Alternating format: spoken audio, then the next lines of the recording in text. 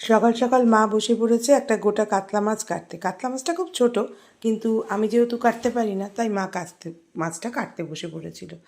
আর এখানে আমি দেখো একটা ফ্রাই প্যানে গোটা জিরে আর কালো জিরে একটু হালকা হাতে টেলে নিচ্ছি।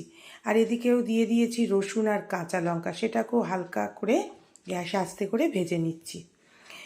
এরপরে মাছের মধ্যে নুন, হলুদ আর লঙ্কার গুঁড়ো মাখিয়ে রেখেছি। আর ওই ফ্রাই প্যানে একটু তেল গরম করতে দিয়ে দিয়েছি। তেল গরম করে যথারীতি মাছ ছেড়ে দিয়েছি। মাছগুলো একটু এপিট ওপিট করে ভাজছি।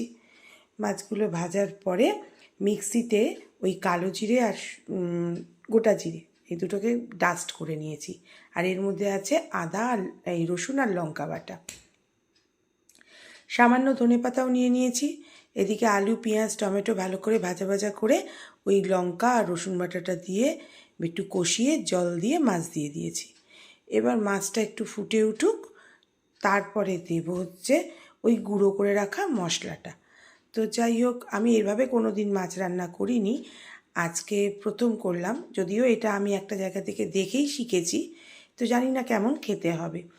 এরপর দিয়ে দিচ্ছি ওই ভাজা মশলাটা, যেটা আমি হালকা হাতে ভেজে রেখেছিলাম যাতে পুড়ে না যায় সেরকমভাবে ভেজেছিলাম। এবার এটাও একটু ফুটে উঠুক, চারদিকটা দিয়ে একটু নেড়ে নিই।